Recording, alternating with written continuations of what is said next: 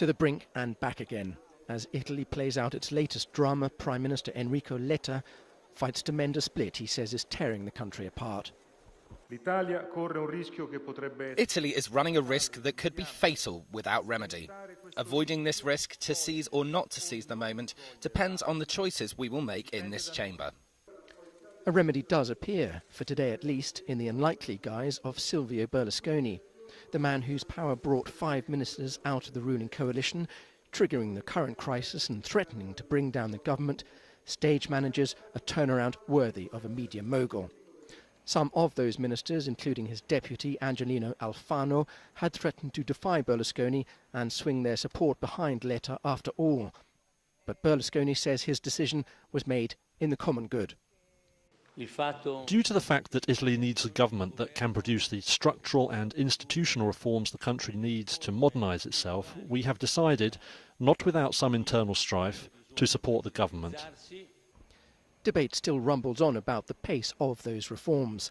Youth unemployment at 40%, slippage in deficit targets and massive public debt are top of a list of ailments worrying investors. Prime Minister Letta says if necessary, and with or without a convincing majority, his programme is still achievable. BGC partners Mike Ingram says a long and dangerous road still lies ahead. If economic reform isn't pursued, if it's thought to be economically unstable, it has the potential to bring down the entire Eurozone, and we will have a repeat performance of the sort of economic and market instability we saw last summer.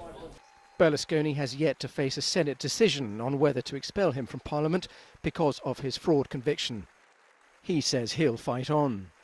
But politics professor Leonardo Morlino says eventual elections may change his fortunes.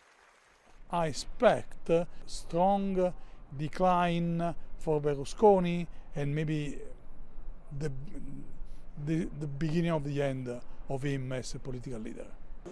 As the Senate counted the votes of confidence, a solid majority emerged in favour of Letta and his reform programme. Plaudits for the Prime Minister, but jeers from the crowd for Berlusconi after his apparent climb down as he leaves Parliament to ponder his fate.